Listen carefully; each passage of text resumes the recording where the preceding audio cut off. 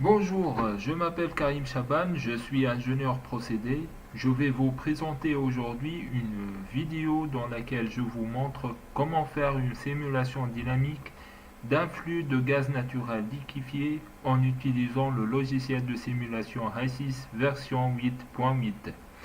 Je vous rappelle que lors de la prise en main du logiciel, on commence par définir les composants chimiques, après on choisit le fluid package ou bien le module qui comporte les équations et les corrélations permettant de calculer les propriétés physico-chimiques des flux, comme la pression de vapeur saturante, la température d'ébullition, température de condensation, etc.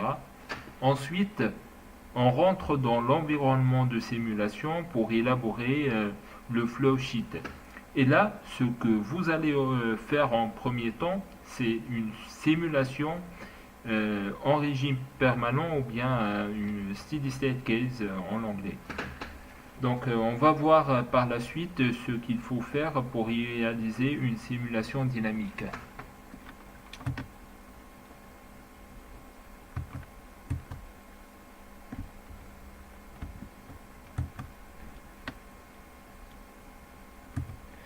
Le problème qu'on va traiter aujourd'hui consiste à traiter un flux d'alimentation NGL sous les conditions suivantes: température égale à 15 degrés Celsius, une pression de 360 kPa et un débit de 200 mètres cubes, avec la composition suivante. Vous voyez, le flux il est composé d'éthane, propane, ibutane, N-butane, I-pentane, N-pentane et N-hexane avec les fractions molaires suivantes, comme vous voyez dans le tableau.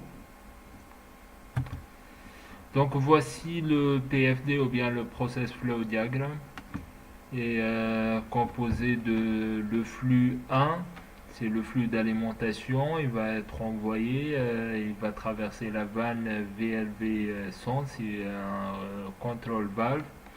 Après, il va alimenter le séparateur V100, dans lequel on va récupérer en haut la vapeur, c'est le flux 2', et en bas, on récupère le liquide, bien sûr, c'est le flux 3'. La pompe P100 va pomper le flux qui va traverser la vanne VLV100A avant de rentrer dans un échangeur de chaleur du côté tube, puis il va sortir en flux 4'.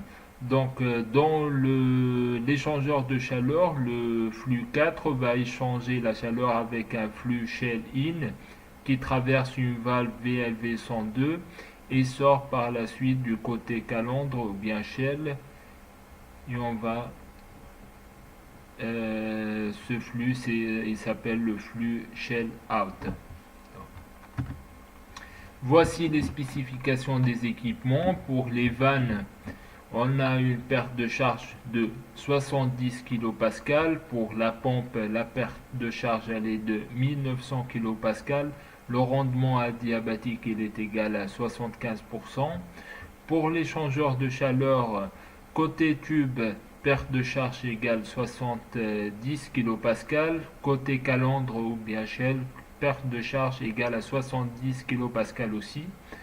Le coefficient d'échange est égal à 8000 kJ par degré Celsius. Donc le flux 4, il va rentrer dans l'échangeur de chaleur du côté tube, comme je l'ai déjà dit. Il va échanger la chaleur avec un flux Shell in. À la sortie des tubes, le flux 4', il va atteindre la température de 50 degrés Celsius. Pour le flux Shell out, il va avoir les propriétés suivantes.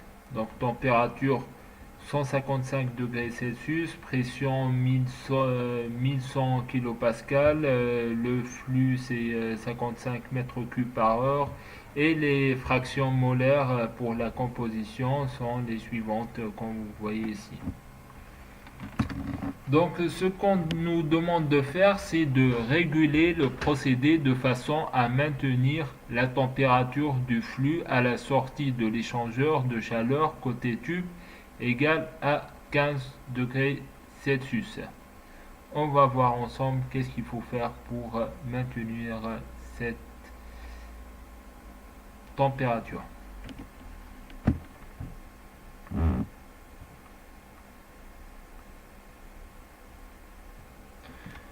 Donc j'ouvre le logiciel ISIS et on va commencer la simulation.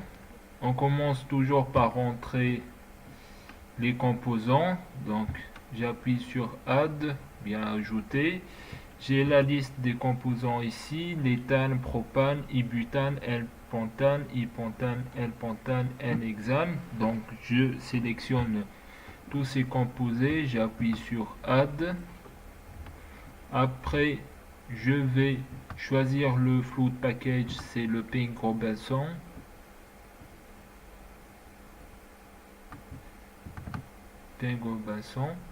Et là, je peux rentrer dans l'environnement de simulation.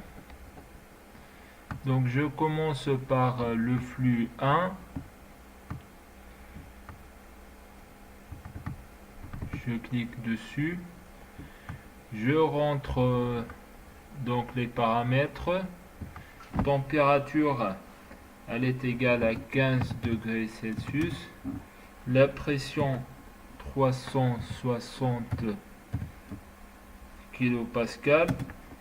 Le débit, il faut faire attention, c'est le Standard Ideal Liquid Volume Flow. C'est pas le Mass Flow. Donc c'est 200 mètres cubes. Maintenant, je vais rentrer les fractions molaires des composants. Donc pour l'éthane, c'est 0,01. Pour le propane, 0,43. Ibutane, 0,07. N-butane, 0,12. I-pentane, 0,05. N-pentane, 0,04. Et enfin le N-hexane, c'est 0,28. Et là, comme vous voyez, j'ai un total de 1, donc c'est bon.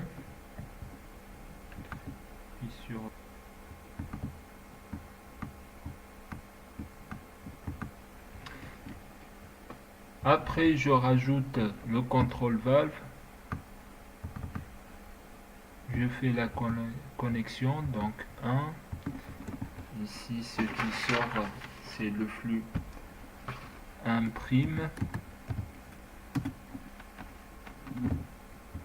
Je rentre la perte de charge. On a dit c'est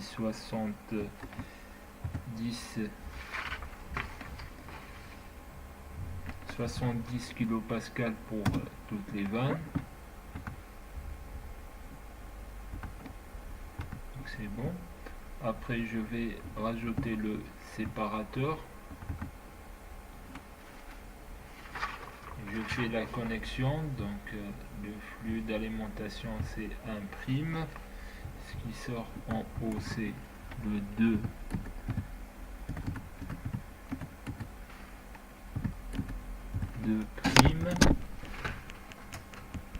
En bas c'est le 3'. C'est bon. Après je rajoute la pompe. Je fais la connexion, donc 3'. La sortie c'est 3. On a besoin d'un flux d'énergie, on va pas le définir, mais juste un flux. Et pour détaper, on a dit c'est 1900 kilopascal. Le rendement adiabatique par défaut c'est 75%, donc c'est bon. Ensuite je rajoute un autre contrôle valve, je fais la connexion, donc 3, il sort ces 4 primes et pour la perte de charge c'est toujours 70 kilopascal. Voilà.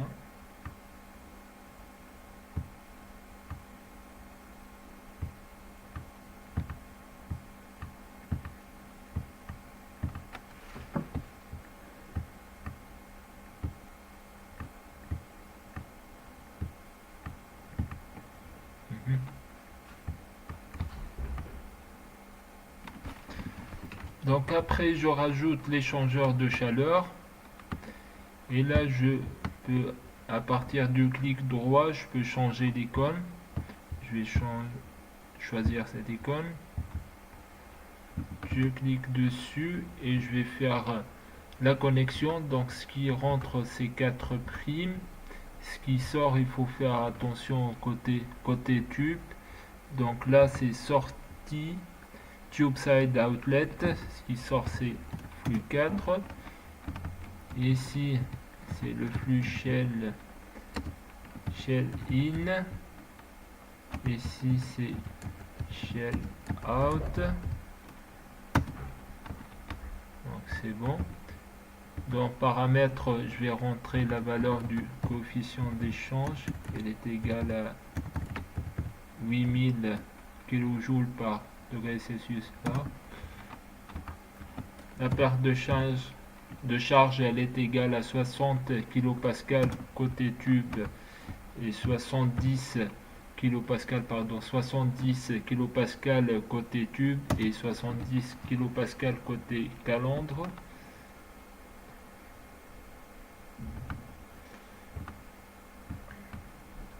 Je vais rajouter un autre flux, je vais appeler flux 5.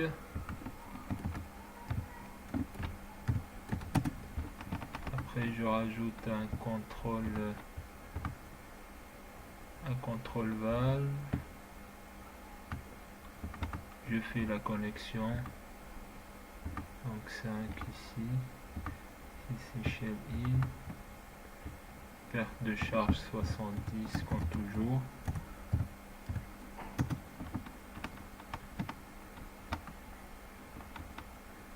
Voilà. Je vais dans shell out, je vais rentrer les spécifications de ce flux. On a dit pour le flux shell out, on a une température de 155 degrés Celsius, une pression de 1100 kPa, le flux est égal à 55 et pour la composition elle est égale à 0 pour éthane, 0 propane, 0 butane, après 0,03, 0,11, 0,11 et 0,75.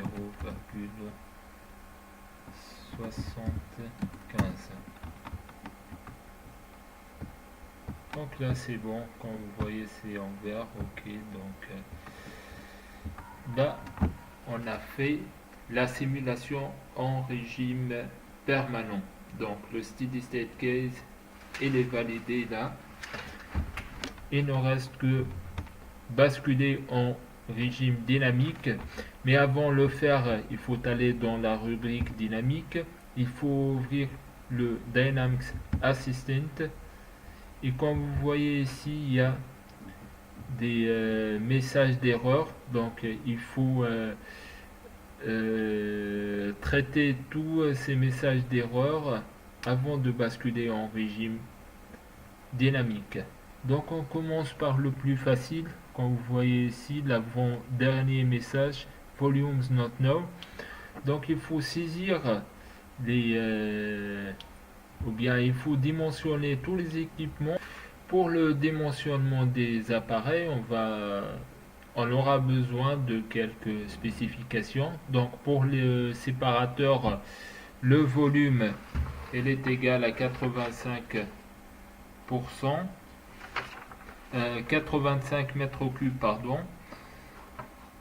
Et pour l'échangeur de chaleur, le volume côté tube est égal à 33 mètres cubes et côté calandre il est égal à 9 mètres cubes.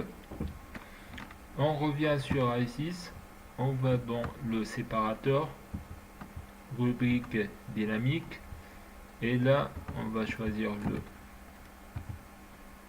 volume, on va mettre 85 mètres cubes.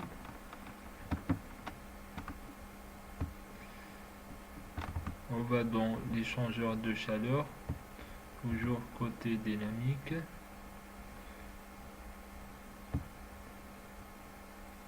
Donc volume pour les tubes, on a dit c'est 33 mètres cubes et côté calandre c'est 9 mètres cubes. On revient dans Dynamic Assistant, donc c'est bon, il n'y a plus de message d'erreur pour les équipements.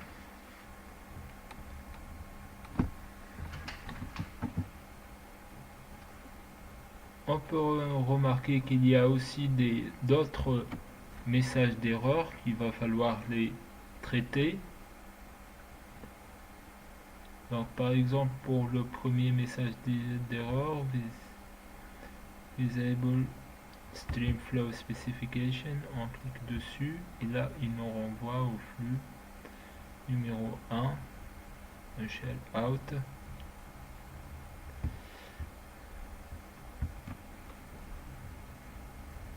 Donc là pour tous les flux les boundary stream ou bien le flux de frontière, il va toujours falloir fixer la pression. Donc on commence par le flux 1, dans Dynamic, on fixe la pression et on libère le flux de prime pareil, on va fixer la pression, et pour le flux 4 aussi on fixe la pression et on revient dans Dynamics Assistant.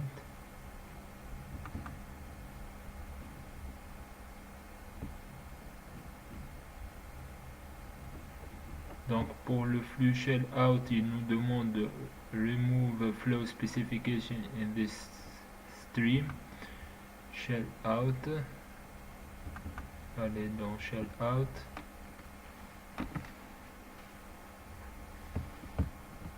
Dynamics, et on va décocher le flux, on entre dans l'assistant et là on voit que message d'erreur il a disparu. Donc enable stream pressure specification, set the pressure specification in this stream. Donc le flux 5 il va falloir fixer la pression. On va dans Dynamic et on fixe la pression. On revient dans, donc c'est bon. Il nous reste quand même quelques messages d'erreur. Enable pressure flow equation not pressure drop. Donc pour le E100,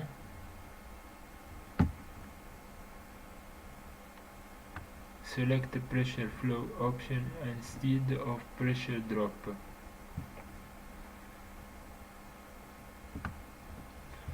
on va revenir dans l'échangeur de chaleur,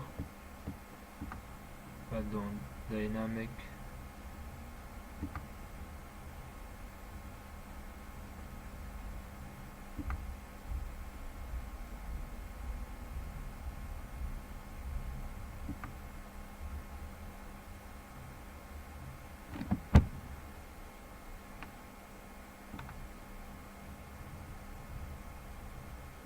et là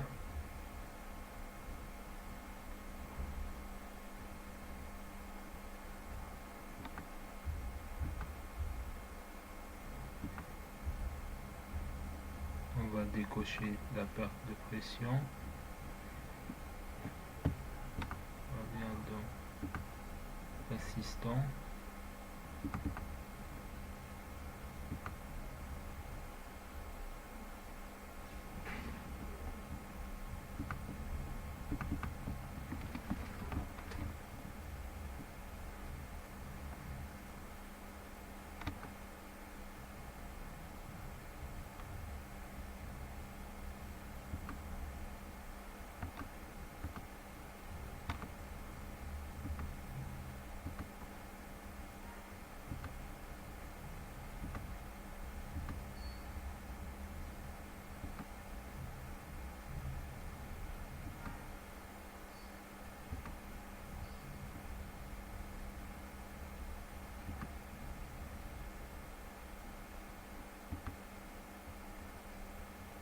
on va calculer la valeur de la S,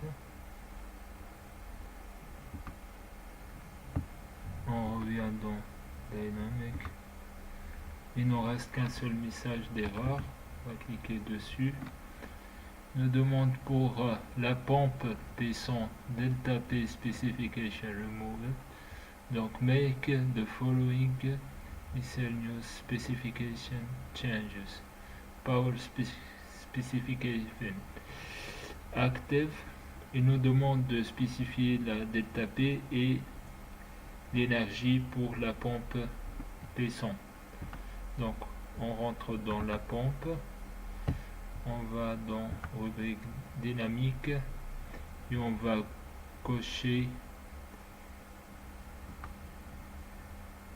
l'énergie et on va décocher donc le rendement, on revient donc en Dynamic,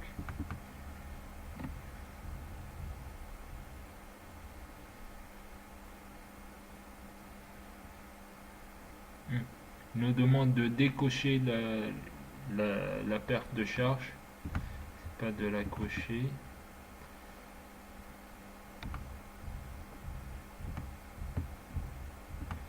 Dynamic Assistant,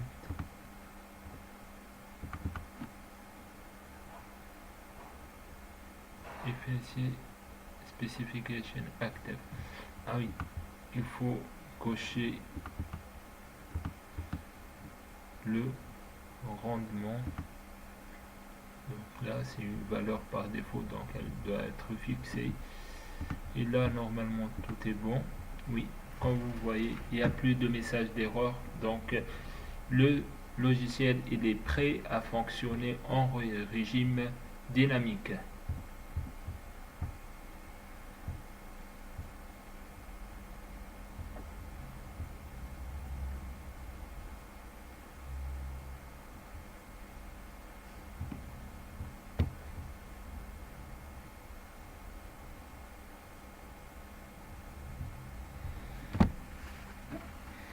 Avant de commencer la simulation dynamique, on va rajouter une boucle de contrôle qui va contrôler la température de flux 4' à la sortie de l'échangeur de chaleur. Donc cet appareil c'est un TIC ou bien un Temperature Indicator Controller. C'est un PID, c'est un instrument de contrôle qui va asservir la température du flux à la sortie de l'échangeur de chaleur. On va voir les spécifications de ce PID. Donc pour le paramètre SP ou bien setPoint, la consigne, on a dit c'est 15 degrés Celsius. Pour casser, c'est 0,5, TI c'est 1 minute et PV c'est 0, PV max 50. On revient dans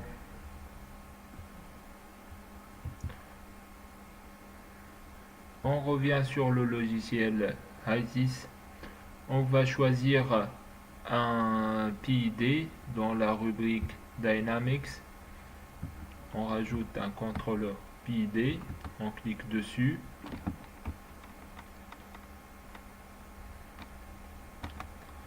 Donc là, il nous demande de choisir PV, Process Variable. Process Variable, c'est la valeur qui va mesurer le capteur. On a dit que c'est la température de flux de sortie, c'est-à-dire la température de flux 4. On va dans flux 4 et on va choisir la température. Température, OK.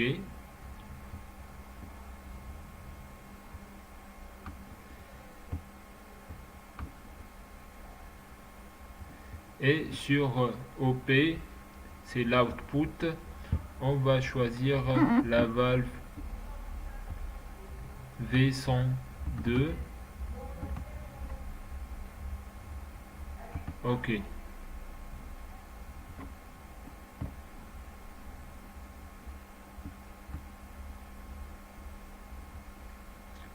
On va dans paramètres. Donc il nous demande c'est quoi type d'action. Est-ce que c'est une action réversible directe ou bien indirecte? Qu'est-ce que ça veut dire une action directe ou indirecte? En gros, il nous demande si la température augmente dans le flux shell out, quelle sera l'action de la valve? Est-ce que l'ouverture de la valve va augmenter ou elle va diminuer? Donc pour ça, il faut comprendre comment ça fonctionne le système.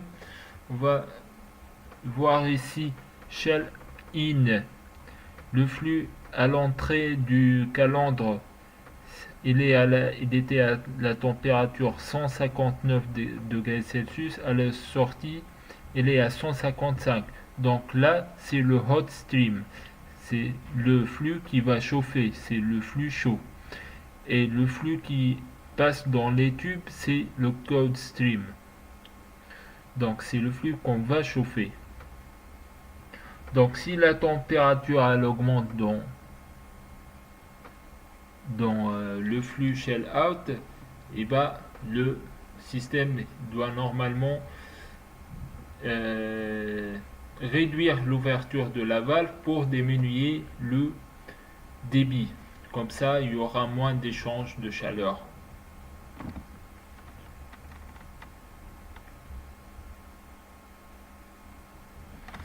Donc ici, on va choisir l'action indirecte. Donc c'est bien. Reverse. On va dans mode. On va dans PV range. Pour process variable, le minimum on a dit c'est 0 degrés Celsius. Le maximum c'est 50.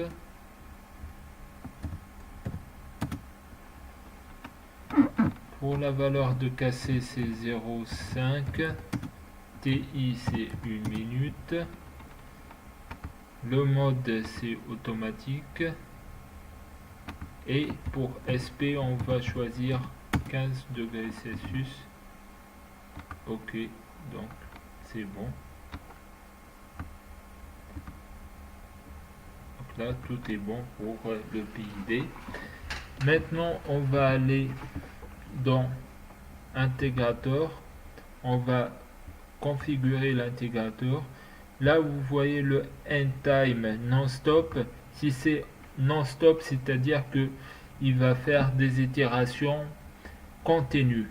Donc le système, quand on va appuyer sur Run, il va plus s'arrêter. Donc on va limiter la durée, on va mettre par exemple on va mettre 500 minutes. 500 minutes. Bien sûr, c'est pas en temps réel, on va pas attendre 500 minutes. On va mettre une accélération de 0,5. Puis vous allez voir, ça va vite, hein.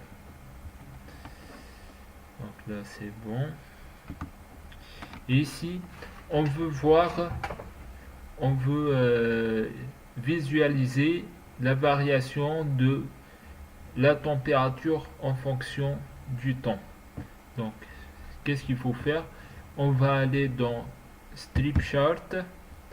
Strip Chart, c'est une fenêtre qui va vous permettre de visualiser n'importe quel paramètre que vous allez choisir en fonction du temps. Comment faire? On appuie sur Add. Là, c'est Strip Chart Name. Vous pouvez mettre n'importe quel nom. Après, vous appuyez sur Edit.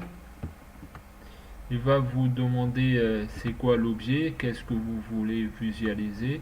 On veut visualiser la température de flux 4'. Donc cette température, on peut la trouver soit dans le flux 4, soit dans le PID.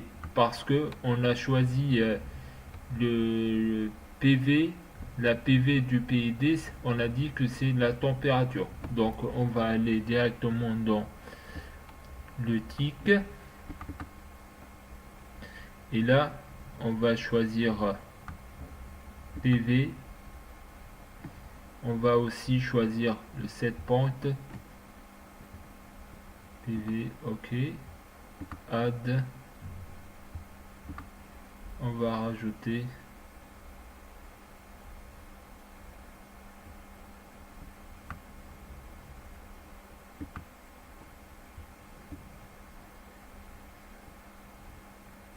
le set point ou bien la consigne.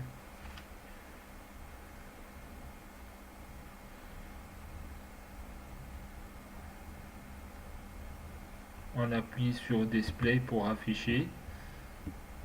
Donc là c'est l'afficheur. Donc ici tout est prêt.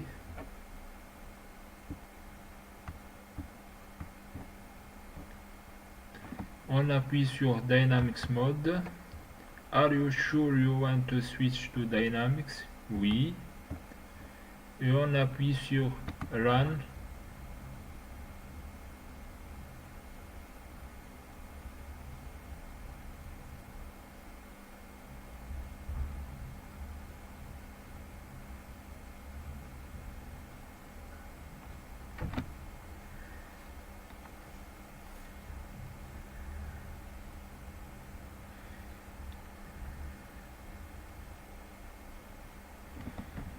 Donc le système il est en train de tourner.